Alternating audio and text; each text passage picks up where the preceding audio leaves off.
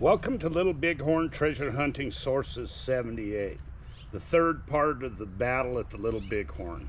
I'll call this one Custer Gets Baptized in the Little Bighorn. After Custer dispatched the two messengers, he followed the remaining 4 Crow Scouts to the head of the Medicine Tail Coulee, which led to a shallow crossing in the Little Bighorn River. Just north on the east side was the Deep Coulee. Custer released the Crow Scouts as they had led him to the enemy camp. With Company E, he began heading down the draw, followed by Company F. Then C, I, and L stayed back to guard the rear.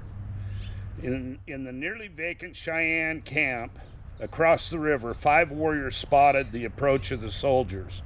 They were White Cow Bull, Roan Bear, Calf, Bobtail Horse, and White Shield. On the campsite of the river was an earthen ridge that they quickly took cover behind. Shooting and yelling and trying to sound like many more Indians than they were, another 5 Sioux warriors were flushed out of the coulee ahead of the troopers. They crossed the river and joined the 5 already there. Custer, knowing the Indian tactic of drawing the enemy into an ambush, stopped at the river's edge. What was going through his mind no one will ever know, only that the Crow Scouts watching the crossing from the ridge top saw Custer wave his big white hat and proceed across the river. Halfway across, the cavalry began firing into the camp when a shot from the Indian side hit Custer in the upper left side of his chest, knocking him backwards off of his horse Vic. Scout Mitch Boyer, next to Custer, jumped off his horse and grabbed him so he would not drown, and was able to get him back on his horse. Next, Sergeant Hughes, the guidon carrier, was shot, and another soldier was able to grab the flag before it went under the water. The whole advancing column halted, with companies E and F dismounting. On foot, leading their horses, the soldiers faced hundreds and hundreds of warriors pouring into the crossing with the 10 original defenders of that crossing joining them. The cavalry fought while retreating up towards the top of the ridge between Medicine Tail Coulee and the Deep Gully. Captain Keogh, commanding Company I, ordered Tom Custer's Company C towards the battle ridge to form an east-west skirmish line to protect Keogh's northern flank. He then sent First Lieutenant Calhoun and Company L to the high ground on Calhoun Hill behind him. The Indians pushing E and F uphill in front of L Company skirmish line.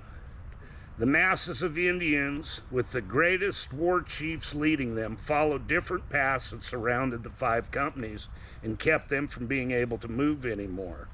The first to fall was Company L, Lieutenant Calhoun's men.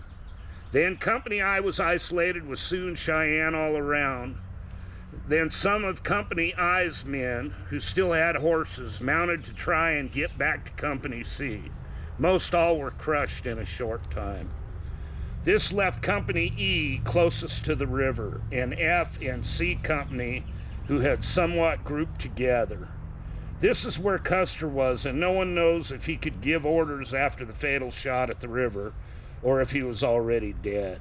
At this point of the battle, most of the Indians were on foot fighting, shooting arrows in arching flight, hitting the horses as well as the soldiers. 40 soldiers towards the end rode out of the knot of these remaining soldiers back towards Reno, probably to seek help, but were all killed except for one who finally was run down and shot by Old Bear, Cheyenne. This may have been Lieutenant Harrington, whose body was never found. Soon all on Battle Ridge were killed. It is said that this part of the battle took as much time as it takes a hungry man to eat a big meal. Now here's some weapons from participants that were in that part of the battle. The first one here is Colt Single Action serial number 4449, very well marked with Togia, and it belonged to White Shield, a Cheyenne, who was at the crossing when Custer was shot. And then Little Creek, right here, where there's great writing here on the gun.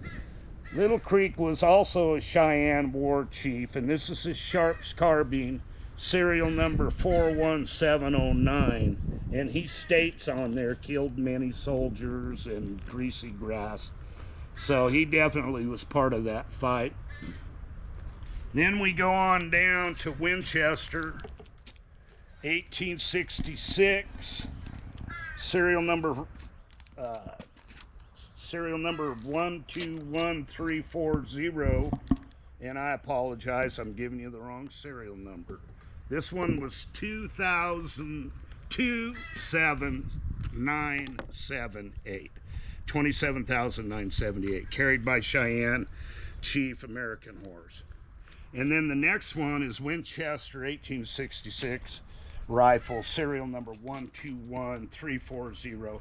And this was carried by Old Bear, who chased and shot that soldier who was going for help.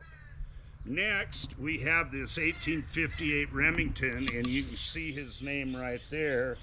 And this serial number is 102735.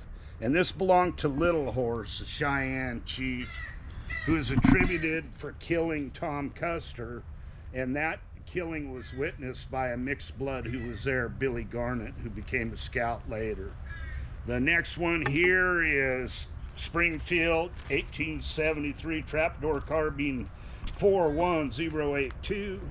This one has the soldier's name and company on it. It was issued to Samuel Staples, Company I, who was killed and is on the Little Bighorn Monument. This was taken by Black Horse, who was a great warrior that ran with Little Wolf's Cheyenne.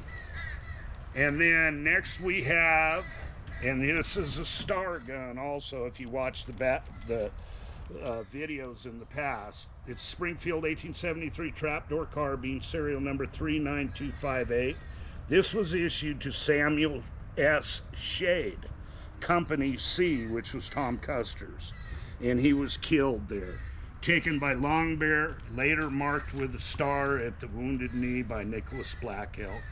Last, we have a double-pointed stone war club, and this belonged to Red Bear, an Oglala who rode with Crazy Horse and was whacking the attackers down by the river and also up on the Battle Ridge.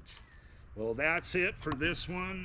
The next one's going to be about the looting up on the top of Battle Ridge.